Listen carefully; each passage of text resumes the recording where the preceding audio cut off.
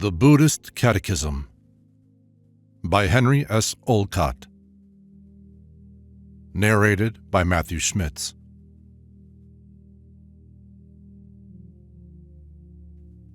Part 1. The Life of the Buddha.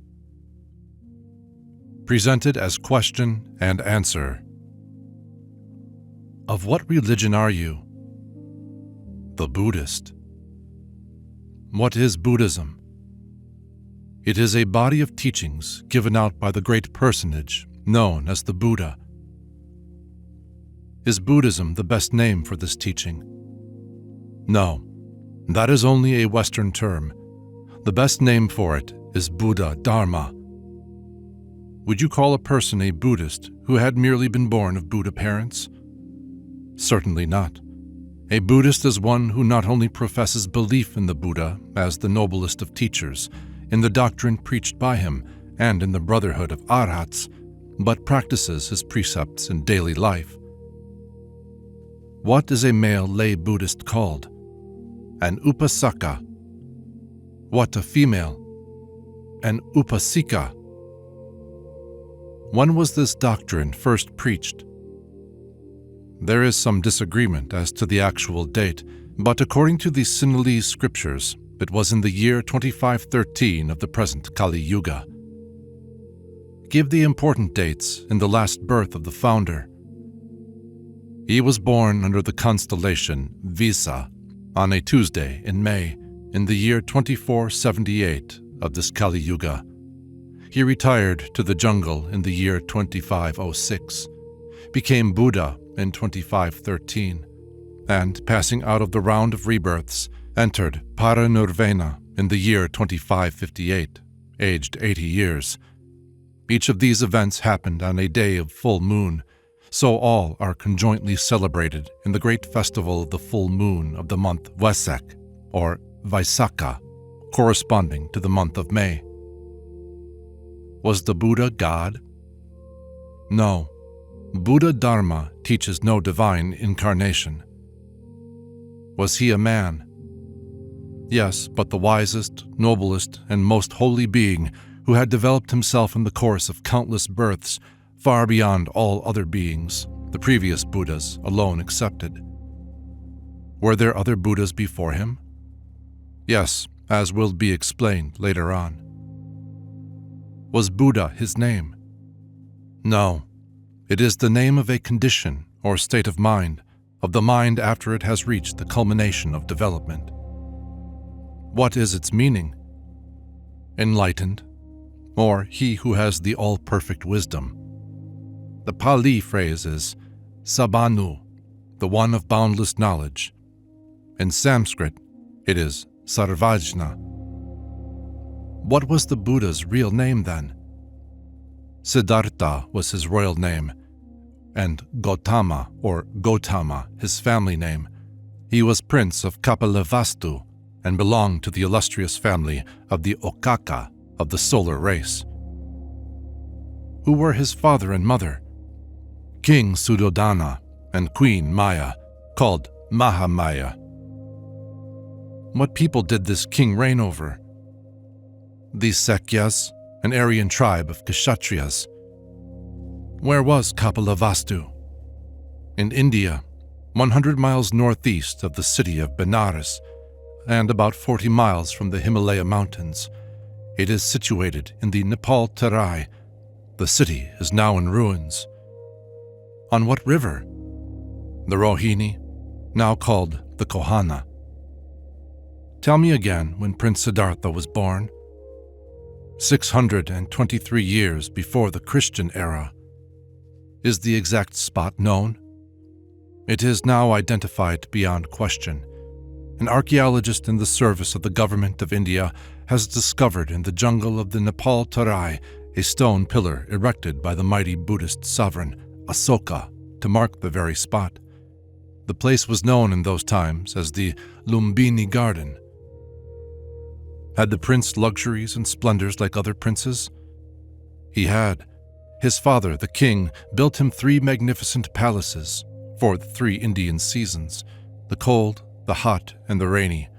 of 9, 5, and 3 stories respectively, and handsomely decorated. How were they situated?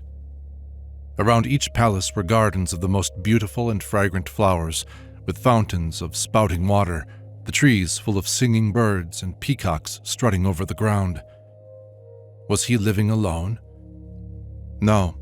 In his 16th year, he was married to the princess Yasodhara, daughter of the king Suprabuddha. Many beautiful maidens, skilled in dancing and music, were also in continual attendance to amuse him. How did he get his wife? In the ancient Kshatriya, or warrior fashion, by overcoming all competitors in games and exercises of skill and prowess, and then selecting Yasodhara out of all the young princesses, whose fathers had brought them to the tournament, or mela. How, amid all this luxury, could a prince become all-wise? He had such natural wisdom that, when but a child, he seemed to understand all arts and sciences almost without study. He had the best teachers, but they could teach him nothing that he did not seem to comprehend immediately. Did he become Buddha in his splendid palaces? No. He left all and went alone into the jungle. Why did he do this? To discover the cause of our sufferings and the way to escape from them. Was it not selfishness that made him do this? No, it was boundless love for all beings that made him devote himself to their good. But how did he acquire this boundless love? Throughout numberless births and aeons of years, he had been cultivating this love with the unfaltering determination to become a Buddha. What did he this time relinquish? His beautiful palaces, his riches, luxuries, and pleasures, his soft beds, fine dresses, rich food, and his kingdom. He even left his beloved wife and only son, Rahula. Did any other man ever sacrifice so much for our sake? Not one in this present world period. This is why Buddhists so love him, and why good Buddhists try to be like him. But have not many men given up all earthly blessings, and even life itself, for the sake of their fellow men? Certainly, but we believe that this surpassing unselfishness and love for humanity showed themselves in his renouncing the bliss of nirvana countless ages ago, when he was born as the Brahmana Sumedha in the time of Dipankara Buddha. He had then reached the stage where he might have entered nirvana had he not loved mankind more than himself.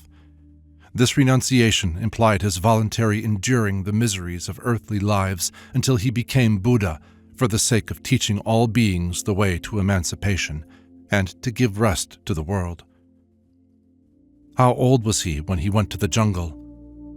He was in his 29th year. What finally determined him to leave all that men usually love so much and go to the jungle? A deva appeared to him when driving out in his chariot under 4 impressive forms on 4 different occasions. What were these different forms? Those of a very old man, broken down by age, of a sick man, of a decaying corpse, and of a dignified hermit. Did he alone see these? No. His attendant, Chana, also saw them. Why should these sights, so familiar to everybody, have caused him to go to the jungle? We often see such sights. He had not seen them, so they made a deep impression on his mind. Why had he not also seen them? The Brahmana astrologers had foretold at his birth that he would one day resign his kingdom and become a Buddha. The king, his father, not wishing to lose an heir to his kingdom, had carefully prevented his seeing any sights that might suggest to him human misery and death. No one was allowed even to speak of such things to the prince. He was almost like a prisoner in his lovely palaces and flower gardens. They were surrounded by high walls, and inside everything was made as beautiful as possible, so that he might not wish to go and see the sorrow and distress that are in the world. Was he so kind-hearted that the king feared he might really wish to leave everything for the world's sake? Yes, he seems to have felt for all beings so strong a pity and love as that. And how did he expect to learn the cause of sorrow in the jungle? By removing far away from all that could prevent his thinking deeply of the causes of sorrow and the nature of man. How did he escape from the palace? One night, when all were asleep, he arose, took a last look at his sleeping wife and infant son, called Chana, mounted his favorite white horse, Kantaka, and rode to the palace gate. The Devas had thrown a deep sleep upon the king's guard who watched the gate, so that they could not hear the noise of the horse's hooves.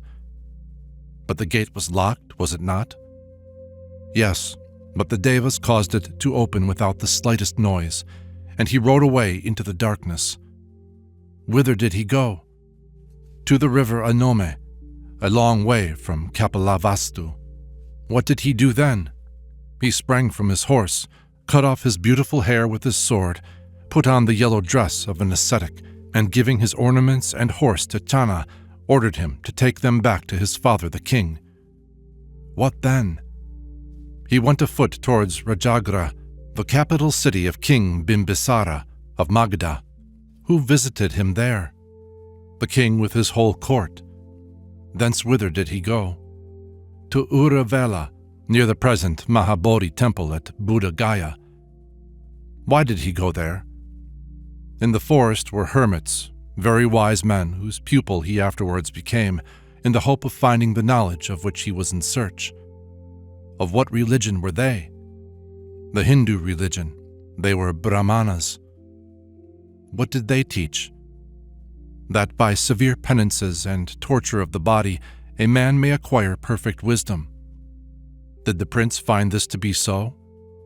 No.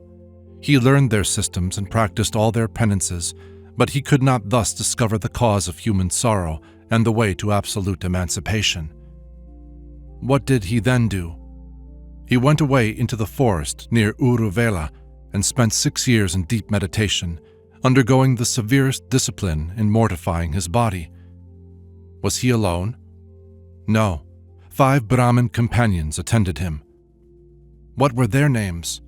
Kandanya, Badya, Vapa, Mahanama, and Asaji. What plan of discipline did he adopt to open his mind to know the whole truth? He sat and meditated, concentrating his mind upon the higher problems of life, and shutting out from his sight and hearing all that was likely to interrupt his inward reflections. Did he fast? Yes, through the whole period. He took less and less food and water, until, it is said, he ate scarcely more than 1 grain of rice or of sesamum seed each day. Did this give him the wisdom he longed for? No. He grew thinner and thinner in body and fainter in strength, until one day, as he was slowly walking about and meditating, his vital force suddenly left him, and he fell to the ground unconscious. What did his companions think of that? They fancied he was dead, but after a time he revived. What then? The thought came to him that knowledge could never be reached by mere fasting or bodily suffering, but must be gained by the opening of the mind. He had just barely escaped death from self-starvation, yet had not obtained the perfect wisdom, so he decided to eat, that he might live at least long enough to become wise. Who gave him food? He received food from Sujata, a nobleman's daughter, who saw him sitting at the foot of a nyagroda, or banyan tree. He arose, took his alms bowl, bathed in the river Neranjara, ate the food, and went into the jungle. What did he do there? Having formed his determination after these reflections, he went at evening to the Bodhi, or Asvattha tree, where the present Mahabodhi temple stands. What did he do there? He determined not to leave the spot until he attained perfect wisdom. At which side of the tree did he seat himself? The side facing east. What did he obtain that night? The knowledge of his previous births, of the causes of rebirths, and of the way to extinguish desires. Just before the break of the next day, his mind was entirely opened, like the full-blown lotus flower, the light of supreme knowledge, or the 4 truths poured in upon him. He had become Buddha, the enlightened, the all-knowing, the Sarvajna. Had he at last discovered the cause of human misery? At last he had, as the light of the morning sun chases away the darkness of night and reveals to sight the trees, fields, rocks, seas, rivers, animals, men, and all things. So the full light of knowledge rose in his mind, and he saw at one glance the causes of human suffering and the way to escape from them. Had he great struggles before gaining this perfect wisdom? Yes, mighty and terrible struggles. He had to conquer in his body all those natural defects and human appetites and desires that prevent our seeing the truth. He had to overcome all the bad influences of the sinful world around him. Like a soldier fighting desperately in battle against many enemies, he struggled. Like a hero who conquers, he gained his object, and the secret of human misery was discovered. What use did he make of the knowledge he gained? At first, he was reluctant to teach it to the people at large. Why? Because of its profound importance and sublimity. He feared that but few people would understand it. What made him alter his view? He saw that it was his duty to teach what he had learnt as clearly and simply as possible, and trust to the truth impressing itself upon the popular mind in proportion to each one's individual karma. It was the only way of salvation, and every being had an equal right to have it pointed out to him. So he determined to begin with his 5 late companions who had abandoned him when he broke his fast. Where did he find them? In the deer park at Isipatana, near Benares. Can the spot be now identified? Yes, a partly ruined stupa, or dagoba, is still standing on that very spot. Did those 5 companions readily listen to him? At first, no, but so great was the spiritual beauty of his appearance, so sweet and convincing his teaching, that they soon turned and gave him the closest attention. What effect did this discourse have upon them? The aged Kodanya, one who understood Anna, was the first to lose his prejudices, accept the Buddha's teaching, become his disciples, and enter the path leading to arhatship. The other 4 soon followed his example. Who were his next converts? A rich young layman named Yasa, and his father, a wealthy merchant. By the end of 3 months, the disciples numbered 60 persons. Who were the first women lay disciples? The mother and wife of Yasa. What did the Buddha do at that time? He called the disciples together, gave them full instructions, and sent them out in all directions to preach his doctrine. What was the essence of it? That the way of emancipation lies in leading the holy life and following the rules laid down, which will be explained later on. Tell me what name he gave to this course of life. The Noble Eightfold Path. How is it called in the Pali language? Aryo Atangiko Mago. Whither did the Buddha then go? To Uruvela. What happened there? He converted a man named Kashyapa, renowned for his learning and teacher of the Jatilas, a great sect of fire worshippers, all of whom became also his followers. Who was his next great convert? King Bimbisara of Magadha. Which 2 of the Buddha's most learned and beloved disciples were converted at about this time?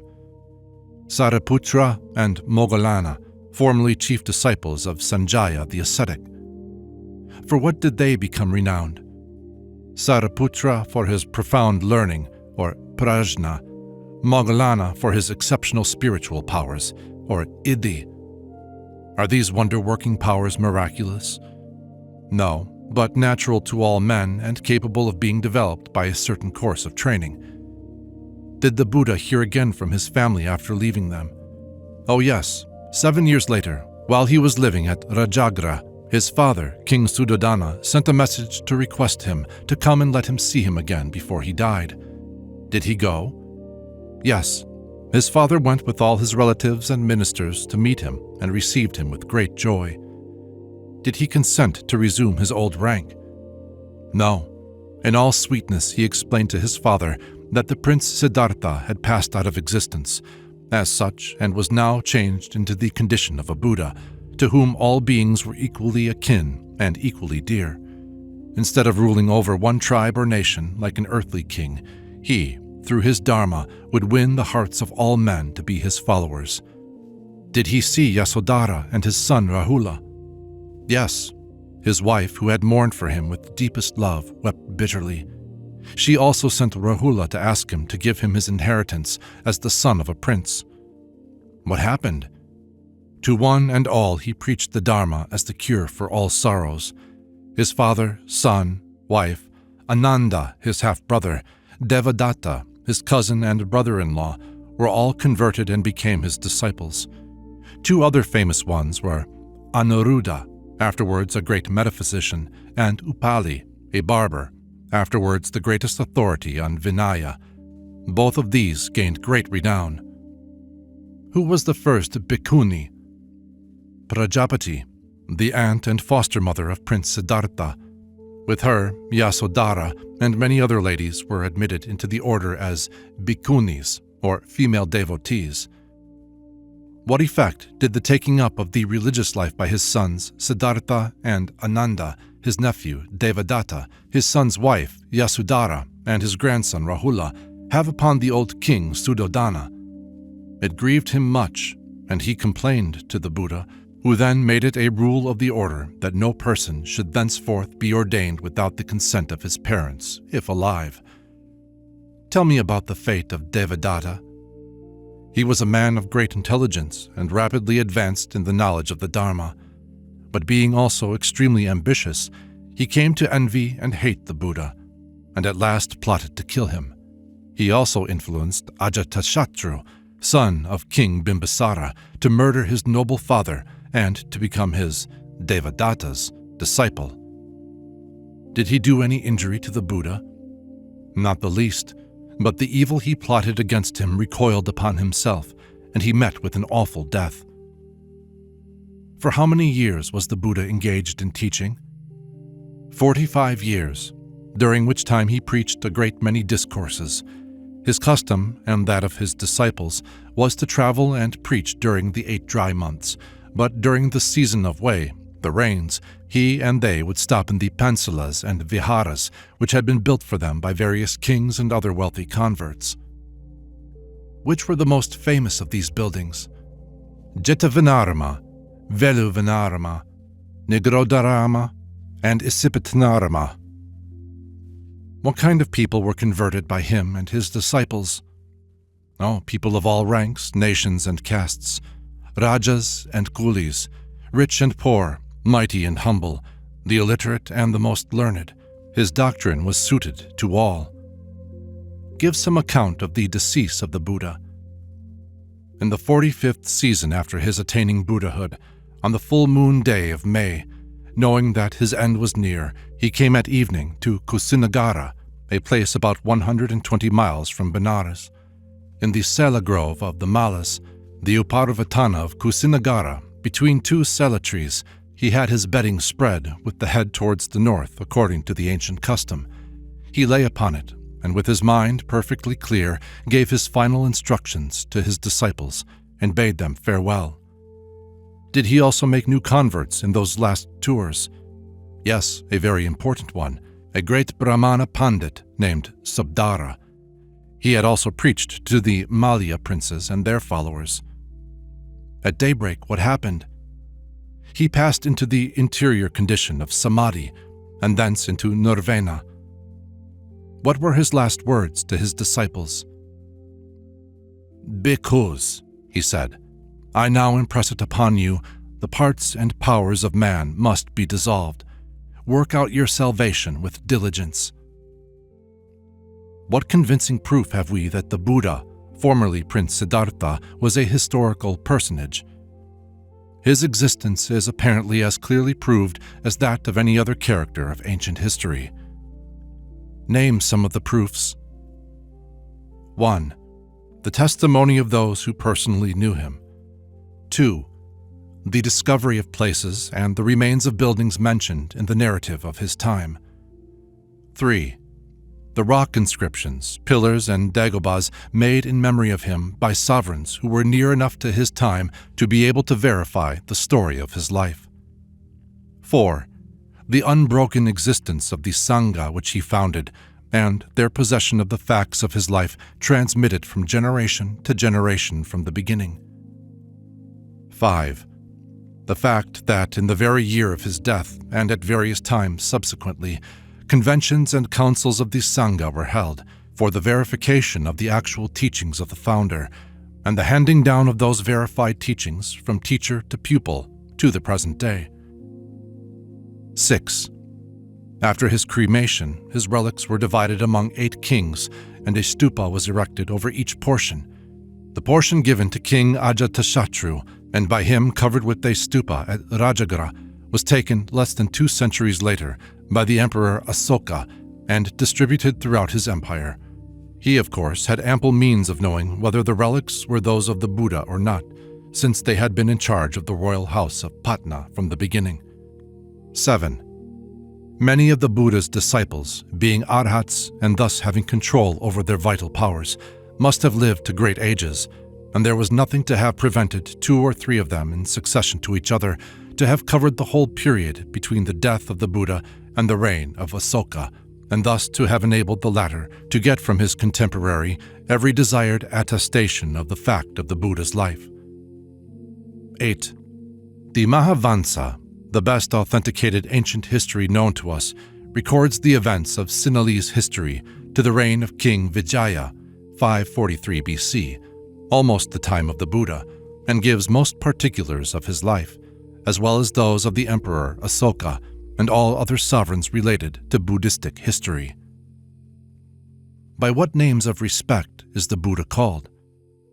Sakyamuni, the Sakya sage; Sakya Simha, the Sakya lion; Sugata, the happy one; Satta, the teacher; Jina, the conqueror; Bhagavat, the blessed one; Lokanatha, the Lord of the world; Sarvajña, the omniscient one; Dharmaraja, the king of truth; Tathagata, the great being, etc. Part 2. The Dharma or Doctrine. What is the meaning of the word Buddha? The enlightened, or he who has the perfect wisdom. You have said that there were other Buddhas before this one.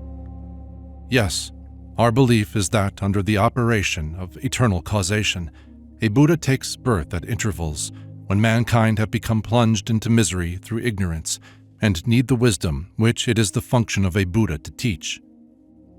How is a Buddha developed?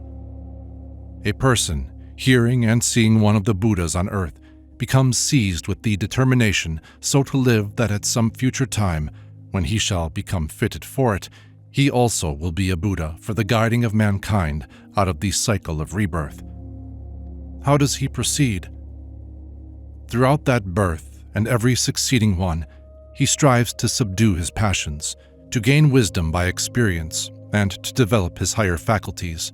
He thus grows by degrees, wiser, nobler in character, and stronger in virtue, until finally, after numberless rebirths, he reaches the state when he can become perfected, enlightened, all-wise, the ideal teacher of the human race.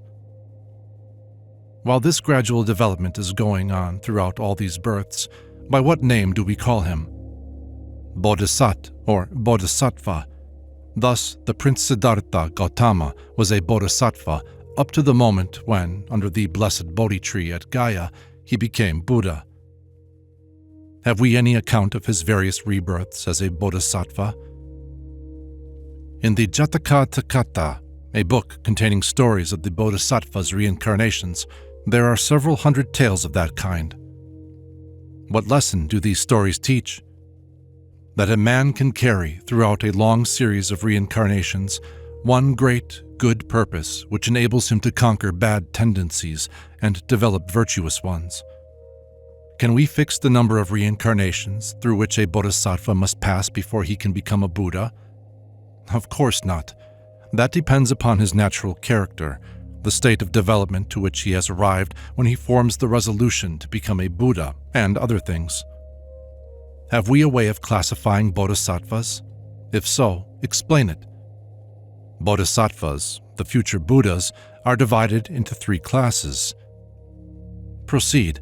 How are these 3 kinds of bodhisattvas named? Panadika, or Udgatattajna, he who attains least quickly. Sadadika, or Vipachittajna, he who attains less quickly.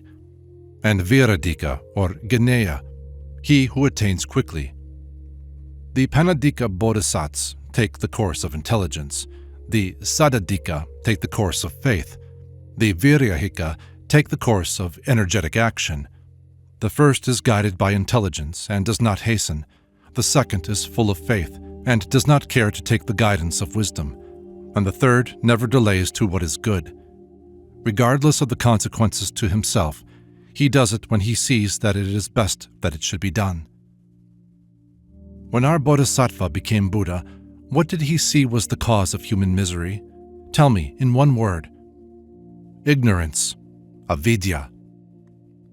Can you tell me the remedy? To dispel ignorance and become wise. Prajna.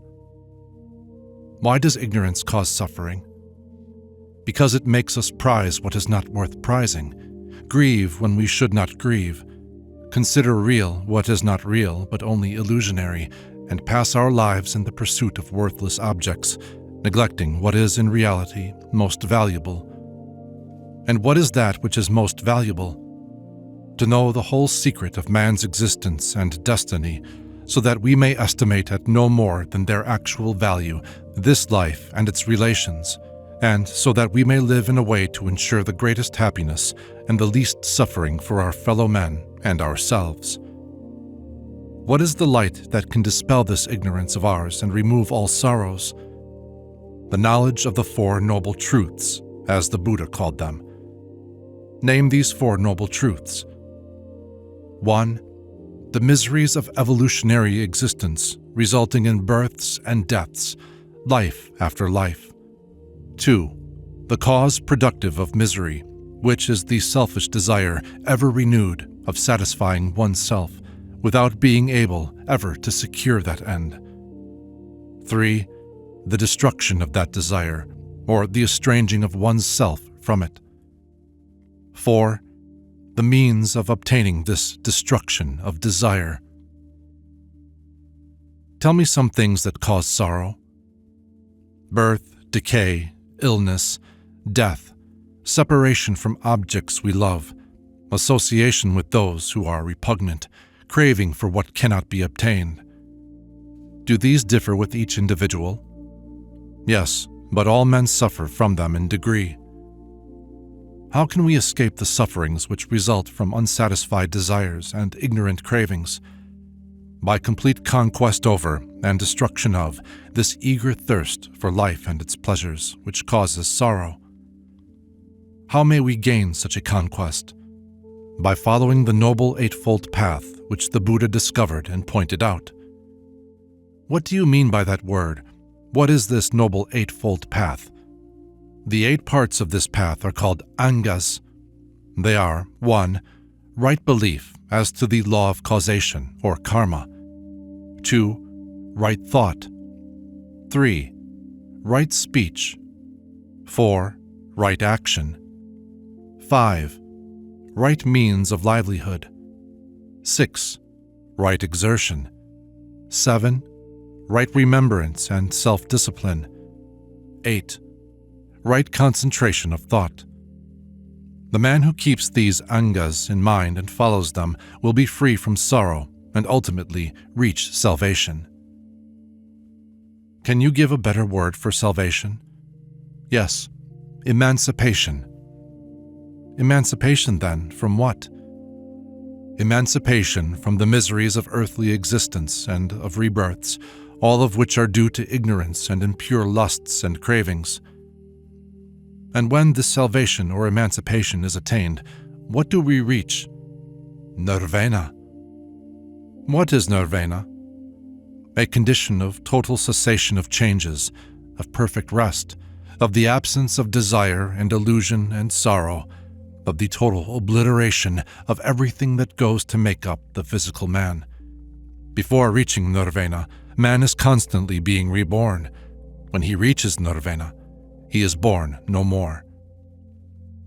Where can be found a learned discussion of the word Nirvana and a list of the other names by which the old Pali writers attempted to define it? In the famous dictionary of the Pali language, by the late Mr. B. O. Childers, is a complete list. But some people imagine that Nirvana is some sort of heavenly place, a paradise. Does Buddhism teach that? No. When Kuttadanta asked the Buddha, "Where is Nirvana?" he replied that it was wherever the precepts are obeyed. What causes us to be reborn? The unsatisfied selfish desire, trishna or tanha, for things that belong to the state of personal existence in the material world. This unquenched thirst for physical existence, or bhava, is a force and has a creative power in itself so strong that it draws the being back into mundane life. Are our rebirths in any way affected by the nature of our unsatisfied desires? Yes, and by our individual merits or demerits. Does our merit or demerit control the state, condition, or form in which we shall be reborn? It does. The broad rule is that if we have an excess of merit, we shall be well and happily born the next time. If an excess of demerit, our next birth will be wretched and full of suffering. One chief pillar of Buddhistic doctrine is, then, the idea that every effect is the result of an actual cause, is it not? It is, of a cause either immediate or remote. What do we call this causation? Applied to individuals, it is karma, that is, action. It means that our own actions or deeds bring upon us whatever of joy or misery we experience. Can a bad man escape from the outworkings of his karma? The Dhammapada says, "There exists no spot on the earth, or in the sky, or in the sea, neither is there any in the mountain clefts, where an evil deed does not bring trouble to the doer." Can a good man escape? As the results of deeds of peculiar merit, a man may attain certain advantages of place, body, environment, and teaching in his next stage of progress, which ward off the effects of bad karma and help his higher evolution. What are they called? Gati Sampati, Upadi Sampati, Kala Sampati, and Payoga Sampati. Is that consistent or inconsistent with common sense and the teachings of modern science? Perfectly consistent. There can be no doubt of it. May all men become Buddhas? It is not in the nature of every man to become a Buddha, for a Buddha is developed only at long intervals of time, and seemingly when the state of humanity absolutely requires such a teacher to show it the forgotten path to Nirvana. But every being may equally reach Nirvana by conquering ignorance and gaining wisdom. Does Buddhism teach that man is reborn only upon our earth? As a general rule, that would be the case, until he has evolved beyond its level. But the inhabited worlds are numberless. The world upon which a person is to have his next birth, as well as the nature of the rebirth itself, is decided by the preponderance of the individual's merit or demerit.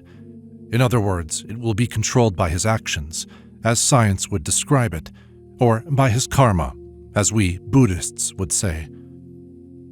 Are there worlds more perfectly developed, or others less so than our earth? Buddhism teaches that there are whole sakvalas, or systems of worlds of various kinds, higher and lower, and also that the inhabitants of each world correspond in development with itself. Has not the Buddha summed up his whole doctrine in one gatha, or verse? Yes. Can you repeat it? Sabba papasa akaran, kusalasa upasampada, Sachita pario dapanam, etam buddhanasanam. To cease from all evil actions, to generate all that is good, to cleanse one's mind. This is the constant advice of the Buddhas. Have the first three of these lines any very striking characteristics? Yes. The first line embodies the whole spirit of the Vinaya Pitaka, the second that of the Sutta, the third that of the Abhidhamma. They comprise only 8 Pali words, yet as the dewdrop reflects the stars, they sparkle with the spirit of all the Buddha Dharma. Do these precepts show that Buddhism is an active or a passive religion? To cease from sin may be called passive, but to get virtue and to cleanse one's own heart or mind are together active qualities. Buddha taught that we should not merely not be evil, but that we should be positively good. Who or what are the 3 guides that a Buddhist is supposed to follow? They are disclosed in the formula called the Tisarana. I follow Buddha as my guide. I follow the law as my guide. I follow the order as my guide. These 3 are, in fact, the Buddha Dharma. What does he mean when repeating this formula? He means that he regards the Buddha as his all-wise teacher, friend, and exemplar, the law or doctrine as containing the essential and immutable principles of justice and truth, and the path that leads to the realization of perfect peace of mind on earth, and the order as the teachers and exemplars of that excellent law taught by Buddha. But are not some of the members of this order men intellectually and morally inferior? Yes, but we are taught by the Buddha that only those who diligently attend to the precepts, discipline their minds, and strive to attain or have attained one of the 8 stages of holiness and perfection constitute his order. It is expressly stated that the order referred to in the Tisarana refers to the Atta Arya Pugala, the noble ones who have attained one of the 8 stages of perfection. The mere wearing of yellow robes or even ordination does not of itself make a man pure or wise or entitle him to reverence. Then it is not such unworthy bhikkhus as they whom the true Buddhist would take as his guides. Certainly not. What are the 5 observances or universal precepts called the Panchasila which are imposed on the laity in general? They are included in the following formula, which Buddhists repeat publicly at the viharas or temples. I observe the precept to refrain from destroying the life of beings. I observe the precept to refrain from stealing. I observe the precept to abstain from unlawful sexual intercourse. I observe the precept to refrain from falsehood. I observe the precept to abstain from using intoxicants. What strikes the intelligent person on reading these silas? That one who observes them strictly must escape from every cause productive of human misery. If we study history, we shall find that it has all sprung from one or another of these causes. In which silas is the far-seeing wisdom of the Buddha most plainly shown? In the 1st, 3rd, and 5th. For the taking of life, sensuality, and the use of intoxicants cause at least 95% of the sufferings among men. What benefits does a man derive from the observance of these precepts?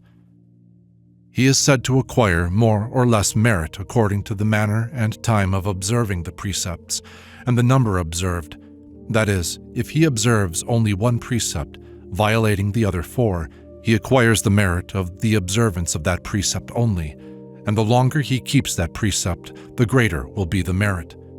He who keeps all the precepts inviolate will cause himself to have a higher and happier existence hereafter. What are the other observances which it is considered meritorious for the laity as such to undertake voluntarily to keep? The Atanga Sila, or the Eightfold Precept, which embraces the 5 above enumerated, omitting the word unlawful in the 3rd, with 3 additional.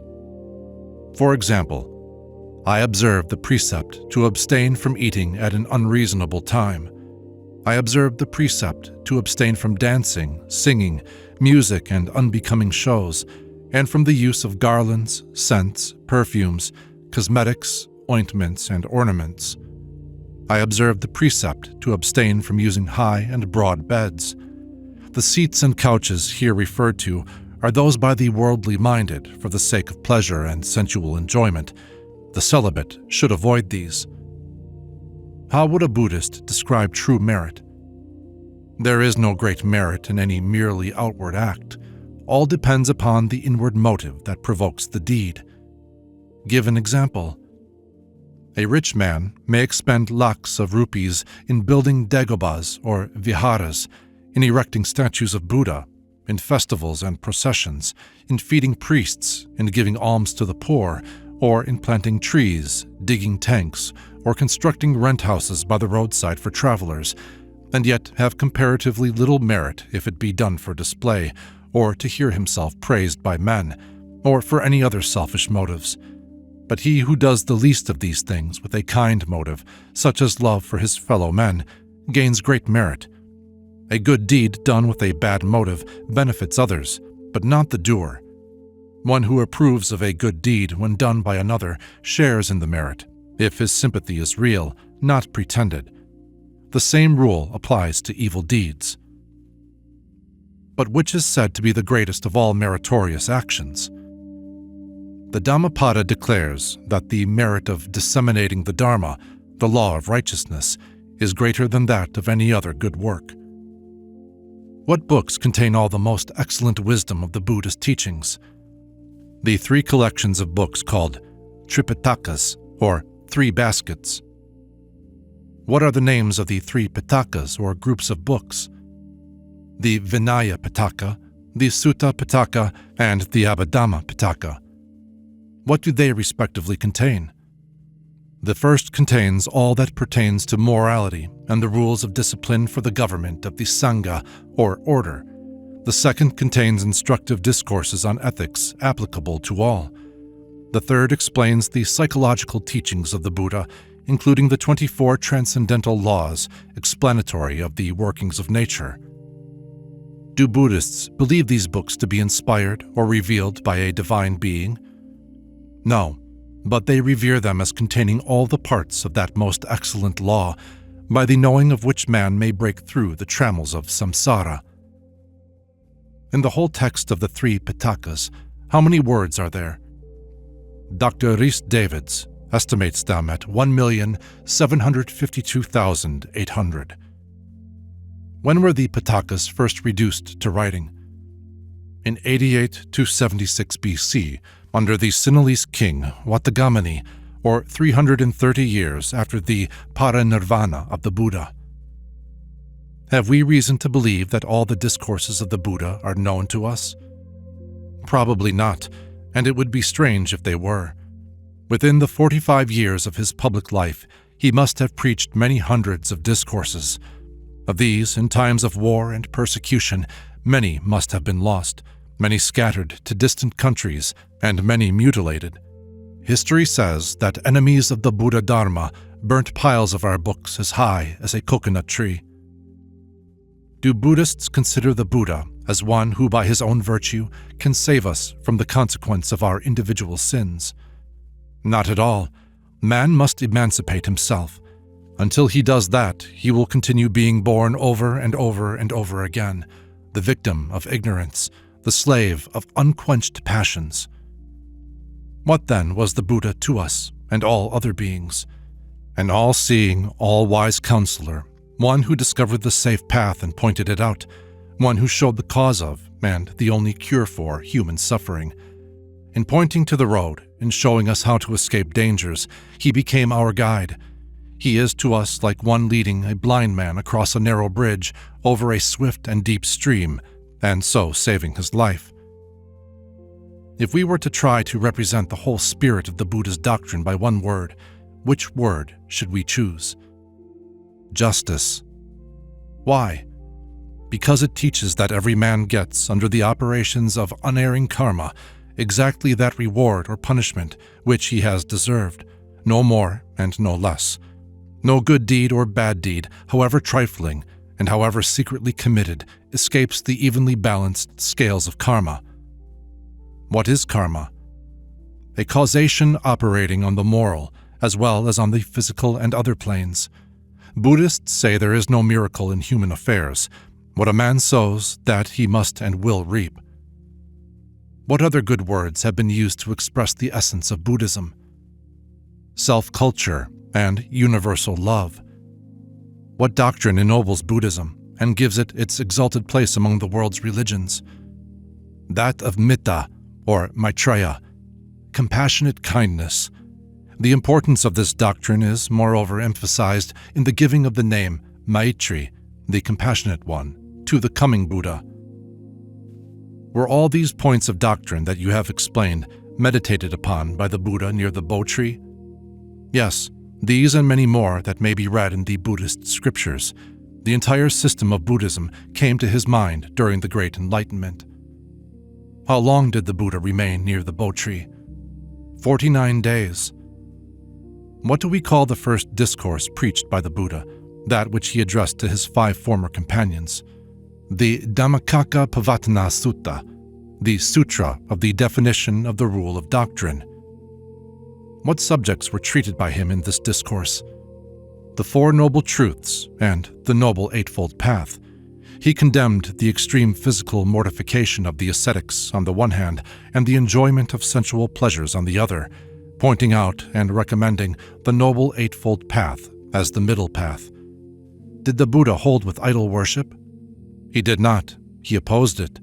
The worship of gods, demons, trees, etc. was condemned by the Buddha. External worship is a fetter that one has to break if he is to advance higher. But do not Buddhists make reverence before the statue of the Buddha, his relics, and the monuments enshrining them? Yes, but not with the sentiment of the idolater. What is the difference? Our pagan brother not only takes his images as visible representations of his unseen god or gods, but the refined idolater, in worshipping, considers that the idol contains in its substance a portion of the all-pervading divinity. What does the Buddhist think? The Buddhist reverences the Buddha's statue and the other things you have mentioned only as mementos of the greatest, wisest, most benevolent and compassionate man in this world period, Kalpa. All races and people preserve, treasure up, and value the relics and mementos of men and women who have been considered in any great way. The Buddha, to us, seems more to be revered and beloved than anyone else, by every human being who knows sorrow. Has the Buddha himself given us something definite upon this subject? Certainly. In the Mahaparinirvana Sutta, he says that emancipation is attainable only by leading the holy life, according to the Noble Eightfold Path, not by eternal worship, or amisa puja, nor by adoration of himself, or of another, or of any image. What was the Buddha's estimate of ceremonialism? From the beginning, he condemned the observance of ceremonies and other external practices, which only tend to increase our spiritual blindness and our clinging to mere lifeless forms. What as to controversies? In numerous discourses, he denounced this habit as most pernicious. He described penances for bhikkhus who waste time and weaken their higher intuitions in wrangling over theories and metaphysical subtleties. Are charms, incantations, the observance of lucky hours, and devil dancing a part of Buddhism? They are positively repugnant to its fundamental principles. They are the surviving relics of fetishism and pantheistic and other foreign religions. In the Brahmajata Sutta, the Buddha has categorically described these and other superstitions as pagan, mean, and spurious. What striking contrasts are there between Buddhism and what may be properly called religions? Among others, these. It teaches the highest goodness without a creating God, a continuity of life without adhering to the superstitious and selfish doctrine of an eternal, metaphysical soul substance that goes out of the body, a happiness without an objective heaven, a method of salvation without a vicarious Savior, redemption by oneself as the Redeemer, and without rites, prayers, penances, priests, or intercessory saints, and a summum bonum, in other words, nirvana, attainable in this life and in this world by leading a pure, unselfish life of wisdom and of compassion to all beings. Specify the 2 main divisions of meditation, in other words, of the process by which one extinguishes passion and attains knowledge. Samatha and Vidarsama. 1. The attenuation of passion by leading the holy life and by continued effort to subdue the senses. 2. The attainment of supernormal wisdom by reflection. each of which embraces 20 aspects, but I need not here specify them. What are the 4 paths or stages of advancement that one may attain to? 1. Sotapatti, the beginning or entering into which follows after one's clear perception of the 4 noble truths. 2. Sakaradagami, the path of one who has so subjugated lust, hatred, and delusion that he need only return once to this world. 3. Anagami, the path of those who have so far conquered self that they need not return to this world. 4. Arhat, the path of the holy and worthy Arhat, who is not only free from the necessity of reincarnation, but has capacitated himself to enjoy perfect wisdom, boundless pity for the ignorant and suffering, and measureless love for all beings. Does popular Buddhism contain nothing but what is true and in accord with science? Like every other religion that has existed many centuries, it certainly now contains untruth mingled with truth. Ever gold is found mixed with dross. The poetical imagination, the zeal, or the lingering superstition of Buddhist devotees have, in various ages and in various lands, caused the noble principles of the Buddha's moral doctrines to be coupled more or less with what might be removed to advantage. When such perversions are discovered, what should be the true Buddhist's earnest desire? The true Buddhist should be ever ready and anxious to see the false purged away from the true, and to assist if he can.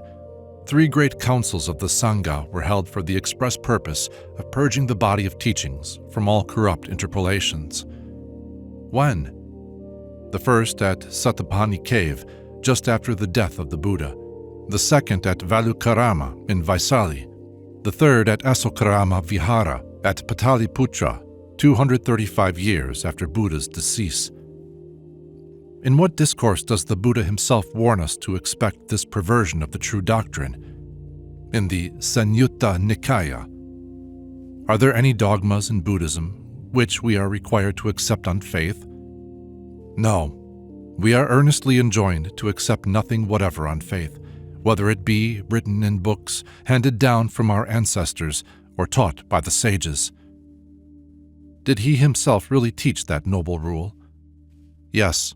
The Buddha has said that we must not believe in a thing said merely because it is said, nor in traditions because they have been handed down from antiquity, nor rumors as such, nor writings by sages merely because sages wrote them, nor fancies that we may suspect to have been inspired in us by a deva, that is, in presumed spiritual inspiration, nor from inferences drawn from some haphazard assumption we may have made, nor because of what seems an analogical necessity, nor on the mere authority of our own teachers or masters.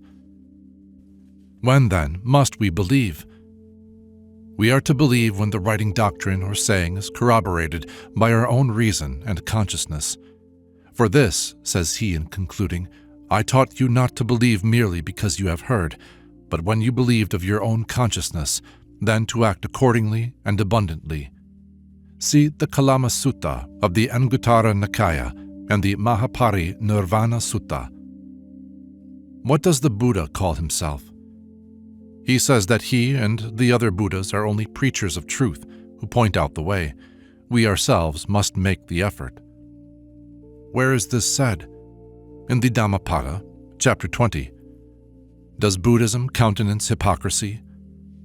The Dhammapada says, like a beautiful flower full of color without scent, the fine words of him who does not act accordingly are fruitless. Does Buddhism teach us to return evil for evil? In the Dhammapada, the Buddha said, if a man foolishly does me wrong, I will return to him the protection of my ungrudging love. The more evil comes from him, the more good shall go from me. This is the path followed by the Arhat. To return evil for evil is positively forbidden in Buddhism. Does it encourage cruelty? No, indeed. In the 5 precepts and in many of his discourses, the Buddha teaches us to be merciful to all beings, to try and make them happy, to love them all, to abstain from taking life or consenting to it or encouraging its being done. In which discourse is this stated? The Dhammika Sutta says, let him, the householder, not destroy, or cause to be destroyed any life at all, or sanction the act of those who do so, let him refrain from even hurting any creature. Does it approve of drunkenness? In his Dhammika Sutta, we are warned against drinking liquors, causing others to drink, or sanctioning the acts of those who drink. To what are we told that drunkenness leads? To demerit, crime, insanity, and ignorance, which is the chief cause of rebirth. What does Buddhism teach about marriage? Absolute chastity, being a condition of full spiritual development, is most highly commended, but a marriage to one wife and fidelity to her is recognized as a kind of chastity. Polygamy was censured by the Buddha as involving ignorance and promoting lust. In what discourse? The Anguttara Nikaya, Chapter 4:55. What does it teach as to the duty of parents to children? They should restrain them from vice, train them in virtue, have them taught arts and sciences, provide them with suitable wives and husbands, and give them their inheritance. What is the duty of children? To support their parents when old or needy, perform family duties incumbent on them, guard their property, make themselves worthy to be their heirs, and when they are gone, honor their memory. What of pupils to the teacher? To show him respect, minister to him, obey him, supply his wants, attend to his instruction. What of husband to wife? To cherish her, treat her with respect and kindness, to be faithful to her, cause her to be honored by others, provide her with suitable ornaments and clothes.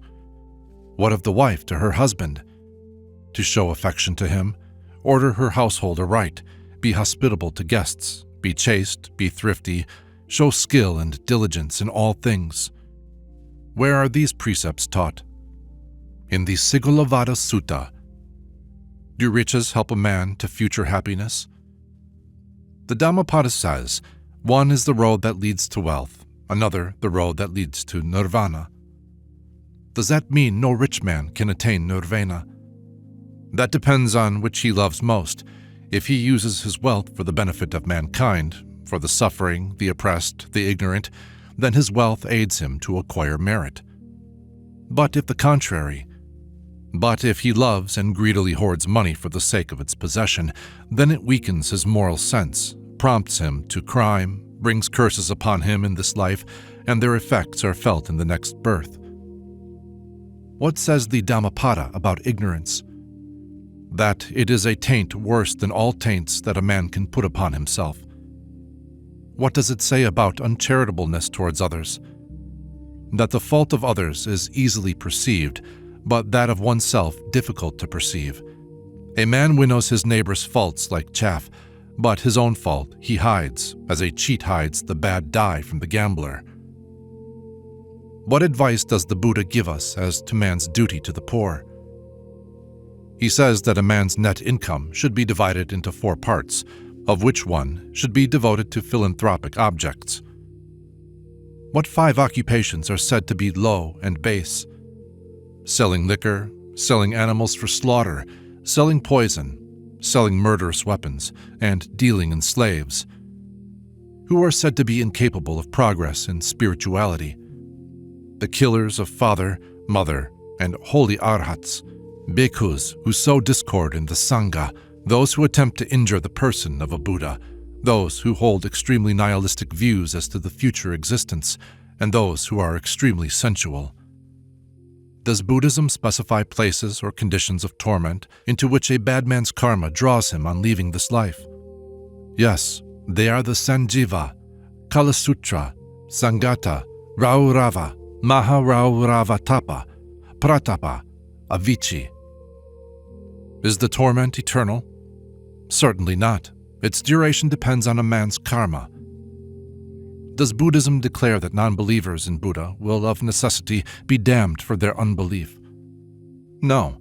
By good deeds they may enjoy a limited term of happiness before being drawn into rebirth by their unexhausted tanha. To escape rebirth, one must tread the Noble Eightfold Path. What is the spiritual status of women among Buddhists? According to our religion, they are on a footing of perfect equality with men. Woman, says the Buddha in the Chulavadala Sutta, may attain the highest path of holiness that is open to man, arhatship. What does a modern critic say about the effect of Buddhism on woman? That it has done more for the happiness and enfranchisement of woman than any other creed. Sir Lepel Griffin. What did the Buddha teach about caste?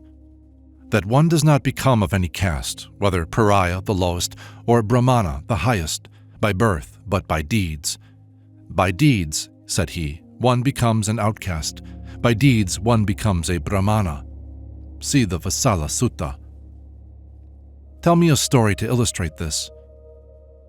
Ananda, passing by a well, was thirsty and asked Prakriti, a girl of the Matanga or pariah caste, to give him water. She said she was of such low caste that he would become contaminated by taking water from her hand. But Ananda replied, "I ask not for caste, but for water." And the Matanga girl's heart was glad, and she gave him to drink. The Buddha blessed her for it. What did the Buddha say in the Vasala Sutta about a man of the pariah Sopaka caste? That by his merits he reached the highest frame, that many Kshatriyas or Kshatriyas and Brahmanas went to serve him, and that after death he was born in the Brahma world, while there are many Brahmanas who, for their evil deeds, are born in hell. Does Buddhism teach the immortality of the soul? It considers soul to be a word used by the ignorant to express a false idea. If everything is subject to change, then man is included, and every material part of him must change. That which is subject to change is not permanent, so there can be no immortal survival of a changeful thing.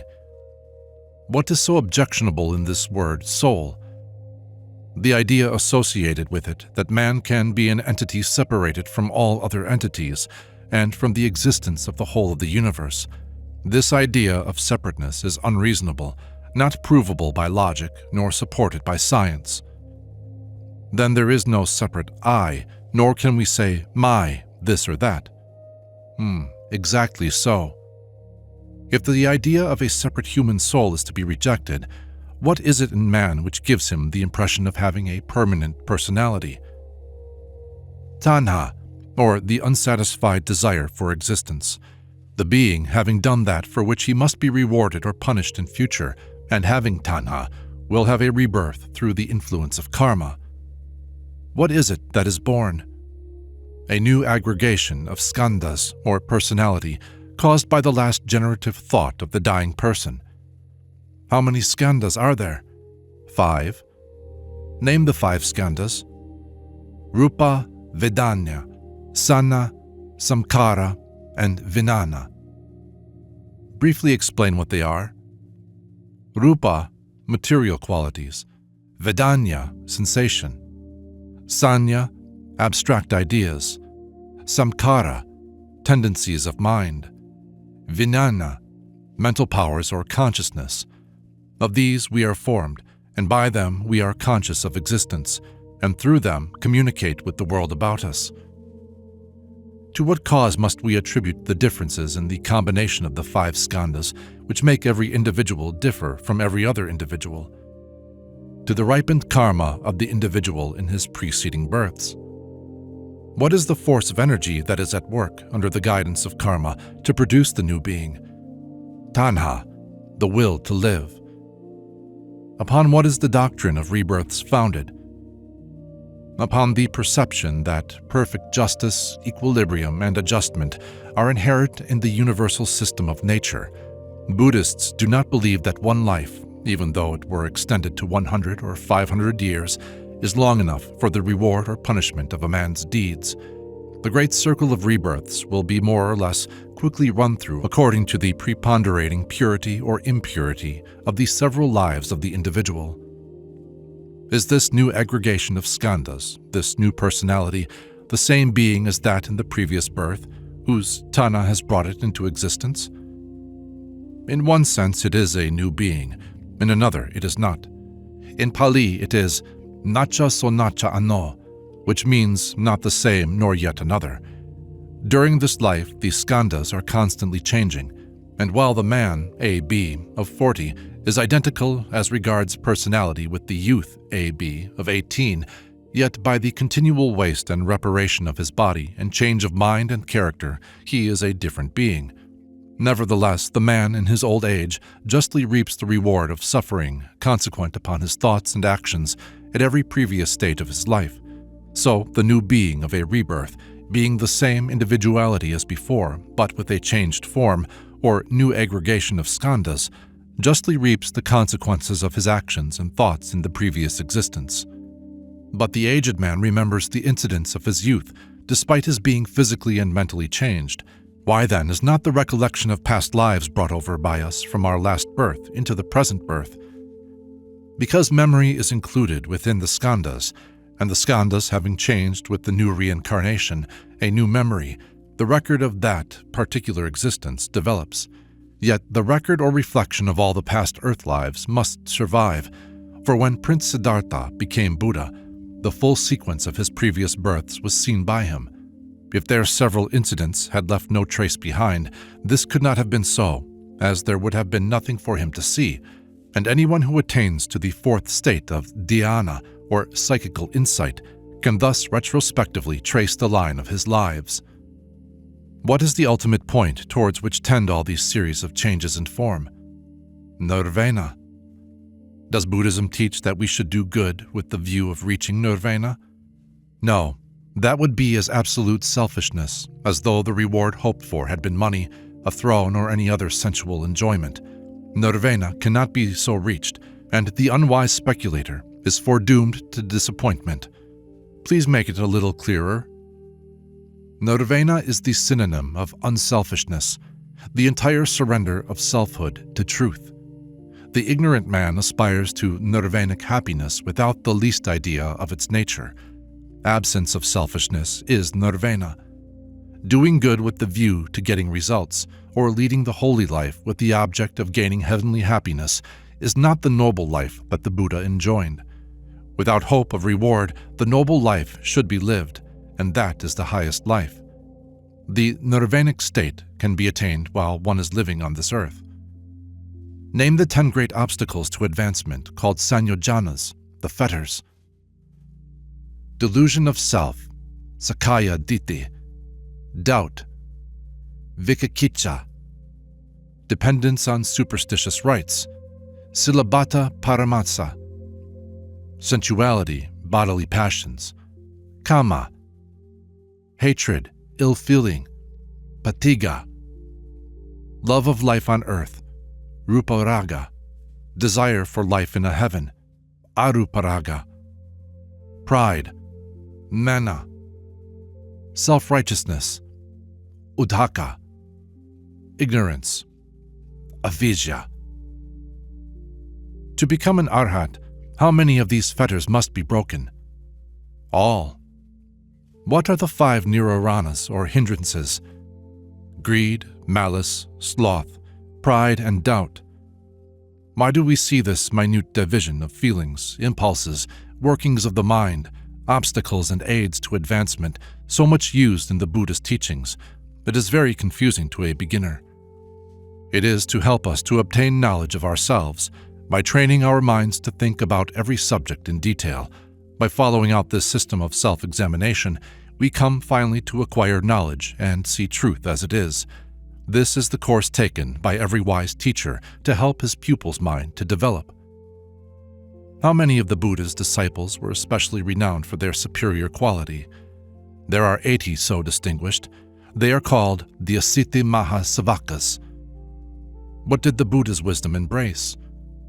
He knew the nature of the knowable and the unknowable, the possible and the impossible, the cause of merit and demerit. He could read the thoughts of all beings. He knew the laws of nature, the illusions of the senses and the means to suppress desires. He could distinguish the birth and rebirth of individuals and other things. What do we call the basic principle on which the whole of the Buddhist teaching is constructed? It is called Paticca Samuppada. Is it easily grasped? It is most difficult.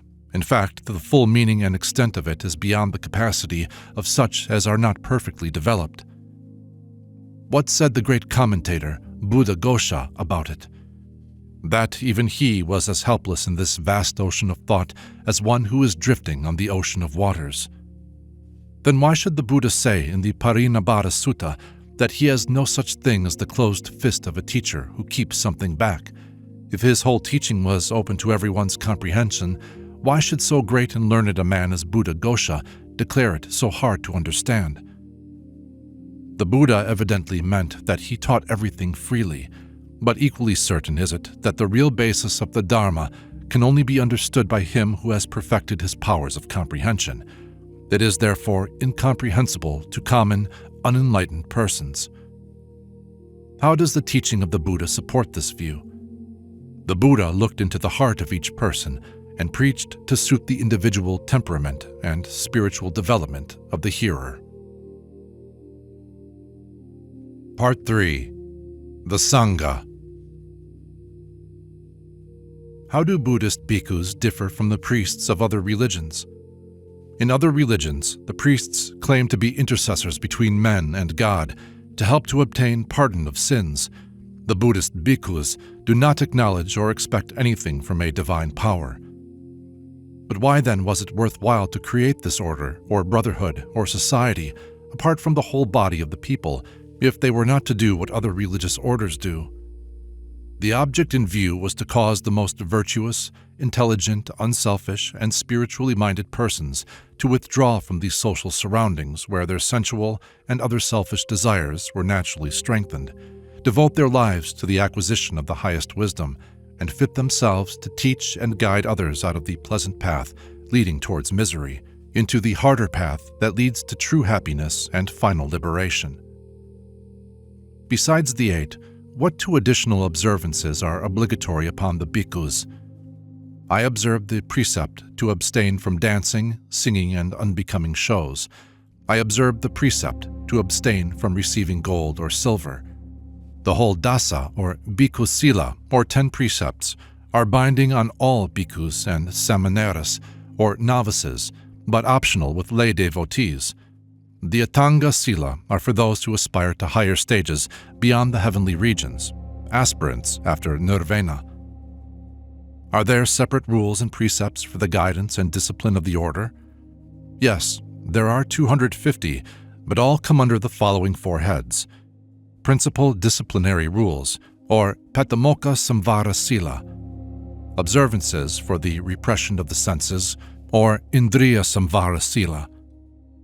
Regulations for justly procuring and using food, diet, robes, etc., or Pakaya Sanasita Sila. Directions for leading an unblemished life, or Ajavapari Sudha Sila. Enumerate some crimes and offenses that bhikkhus are particularly prohibited from committing.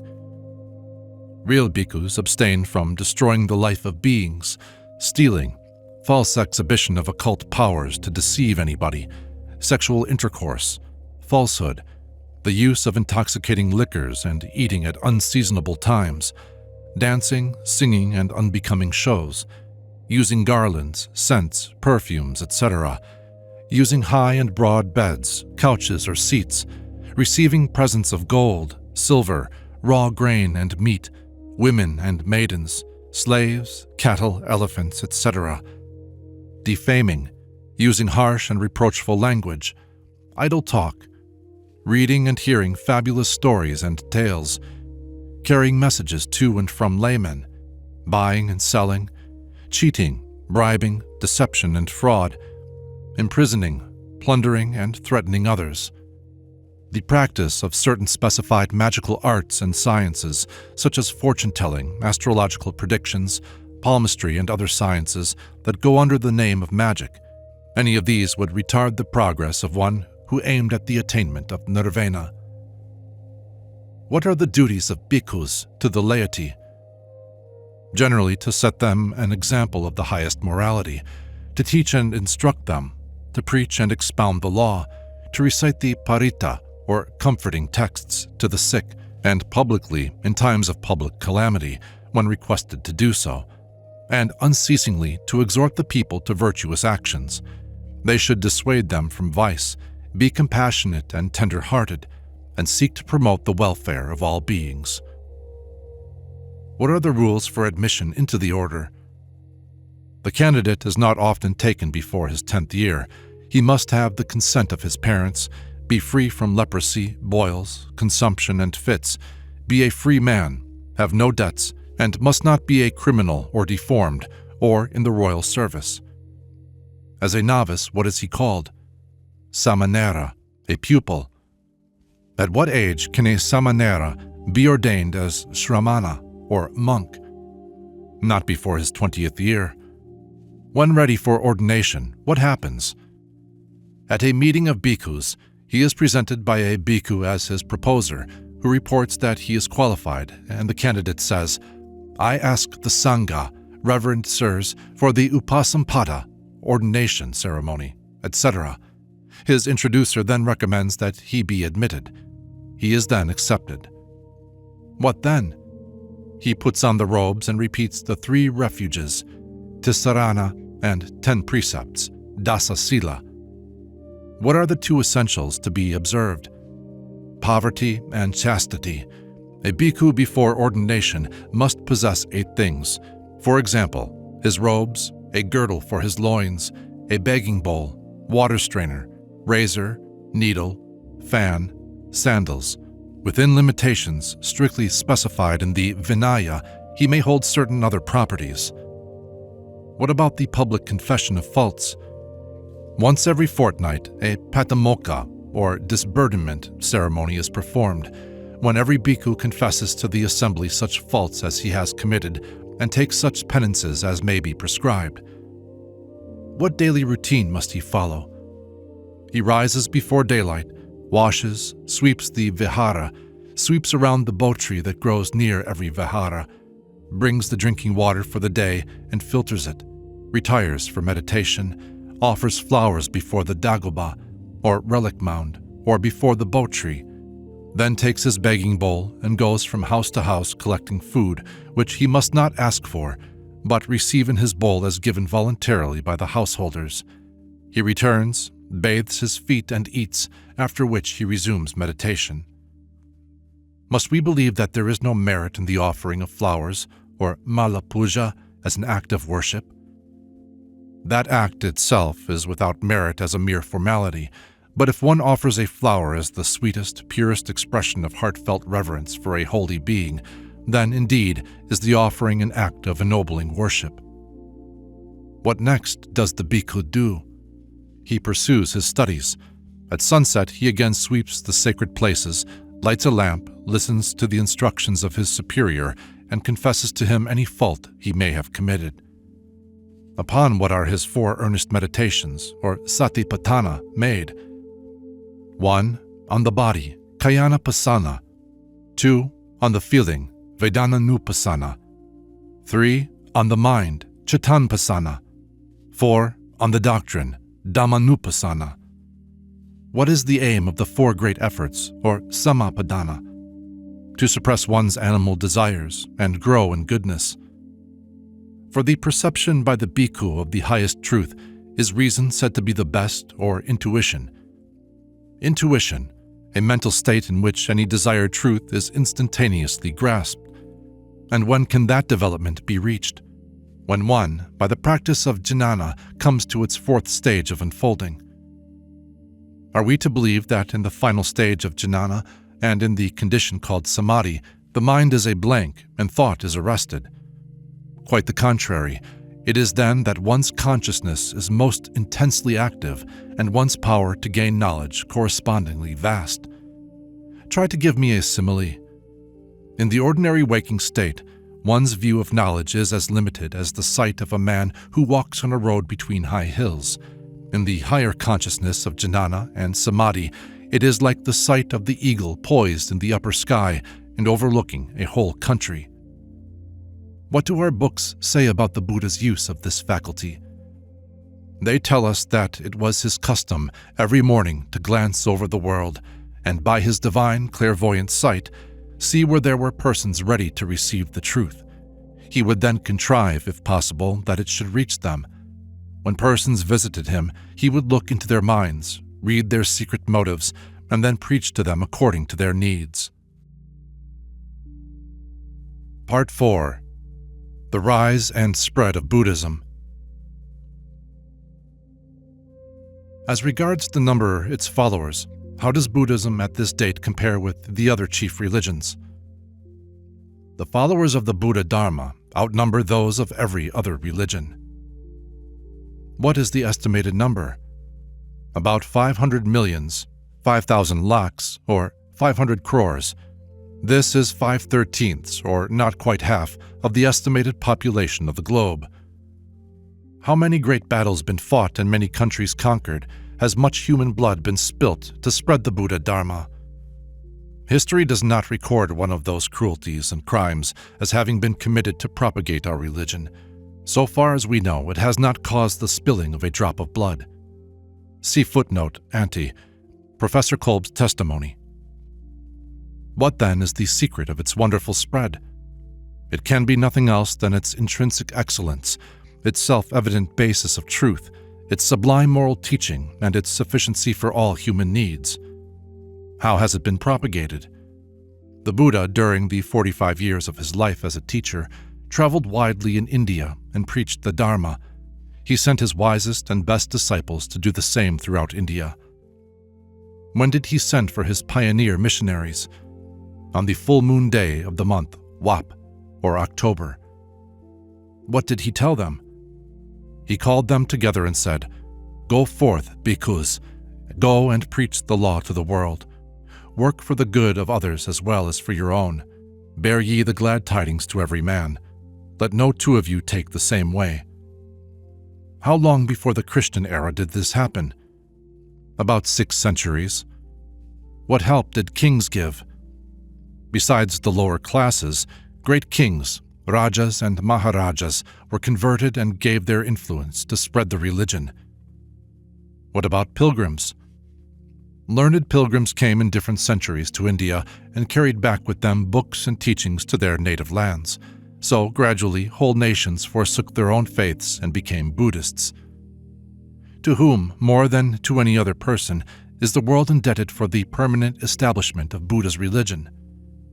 To the Emperor Ashoka, surnamed the Great, sometimes Piyadasi, sometimes Dharmashoka. He was the son of Bindusara, king of Magadha, arid grandson of Chandragupta, who drove the Greeks out of India. When did he reign? In the 3rd century BC, about 2 centuries after the Buddha's time. Historians disagree as to this exact date, but not very greatly. What made him great? He was the most powerful monarch in Indian history, as warrior and as statesman, but his noblest characteristics were his love of truth and justice, tolerance of religious differences, equity of government, kindness to the sick, to the poor, and to animals. His name is revered from Siberia to Ceylon. Was he born a Buddhist? No, he was converted in the 10th year after his anointment as king by Nigrodha Samanera, an Arhat. What did he do for Buddhism? He drove out bad bhikkhus, encouraged good ones, built monasteries and dagobas everywhere, established gardens, opened hospitals for men and animals, convened a council at Patna to revise and re-establish the Dharma, promoted female religious education, and sent embassies to 5 Greek kings, his allies, and to all the sovereigns of India to preach the doctrines of the Buddha. It was he who built the monuments at Kapilavastu, Buddhagaya, Isapatana, and Kusinara, our 4 chief places of pilgrimage, besides thousands more. What absolute proofs exist as to his noble character? Within recent years, there have been discovered in all parts of India 14 edicts of his inscribed on living rocks and 8 on pillars erected by his orders. They fully prove him to have been one of the wisest and most high-minded sovereigns who ever lived. What character do these inscriptions give to Buddhism? They show it to be a religion of noble tolerance, of universal brotherhood, of righteousness and justice. It has no taint of selfishness, sectarianism, or intolerance. They have done more than anything else to win for it the respect in which it is now held by the great pandits of Western countries. What most precious gift did Dharmashoka make to Buddhism? He gave his beloved son, Mihinda, and daughter, Sangamita, to the order and sent them to Ceylon to introduce the religion. Is this fact recorded in the history of Ceylon?